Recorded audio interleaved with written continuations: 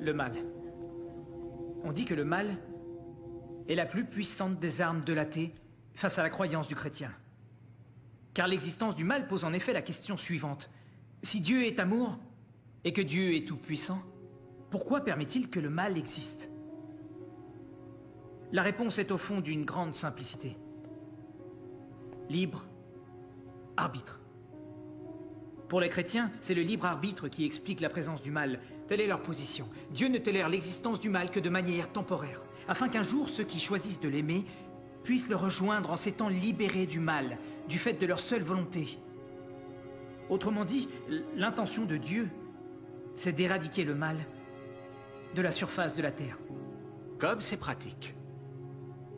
Un jour, je vous débarrasserai du mal, c'est promis. Mais en attendant, vous allez devoir supporter les guerres, les holocaustes, les tsunamis, la pauvreté, les famines et le sida. Amusez-vous bien. Il ne manquerait plus qu'il nous parle de valeurs morales. Et pourquoi pas? Le professeur Radisson, qui est, sans nul doute, un athée, ne semble pas croire aux valeurs morales. Mais il est dit dans le programme que nous serons soumis à un examen à la fin du semestre et je parie que si j'obtiens un 20 à l'examen en trichant, il adoptera soudain un discours chrétien et m'expliquera que c'est mal de tricher et que je devrais le savoir. Mais cette morale, sur quoi est-elle fondée?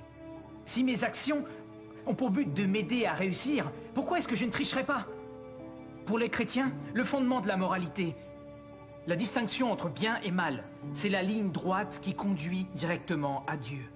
Ah, nous avons donc besoin de Dieu pour avoir des principes moraux? L'idée d'une morale athée est tout à fait impossible? Non, non, mais sans Dieu, il n'y a pas de raison d'être moral. On ne peut même pas définir ce qu'est un comportement moral.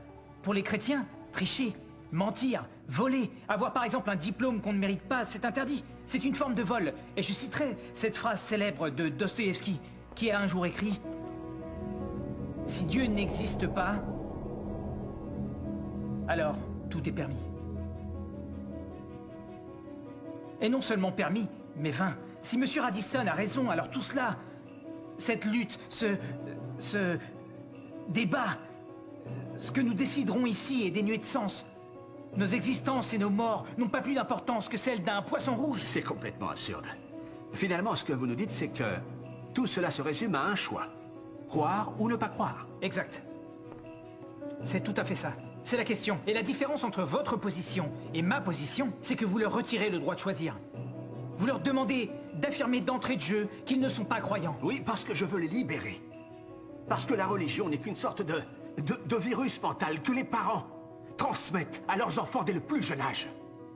Et le christianisme est le pire de ces virus. Il s'immisce dans nos vies lorsqu'on est malade, faible ou impuissant. La religion est donc une maladie? Oui, c'est une véritable infection. C'est l'ennemi de la raison. La raison? Monsieur, ça fait longtemps que vous y avez renoncé. Vous n'enseignez pas ici la philosophie. Ni même l'athéisme, en vérité. Ce que vous enseignez, c'est l'anti-théisme. Vous êtes athée, mais ça ne vous suffit pas. Il faut que chacun de nous vous suive dans cette voie. Pourquoi refuses-tu la vérité?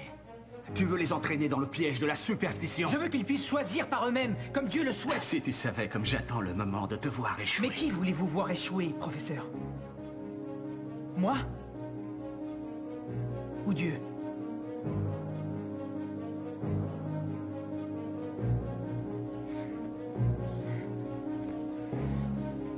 Est-ce que vous haïssez Dieu?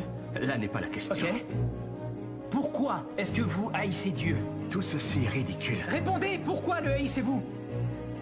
On a vu que la science ne s'y opposait pas. Elle confirme son existence. Vous le savez au fond. Et vous le haïssez. Pourquoi? Ma question est très simple, professeur. Pourquoi est-ce que vous haïssez Dieu? Parce qu'à cause de lui, j'ai été privé de ce que j'aimais.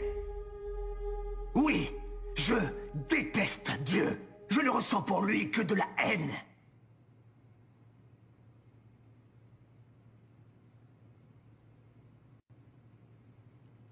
Comment pouvez-vous le haïr s'il n'existe pas?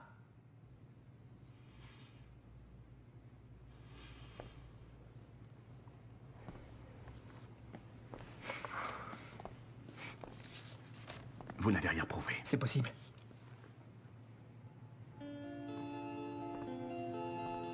C'est à eux de choisir.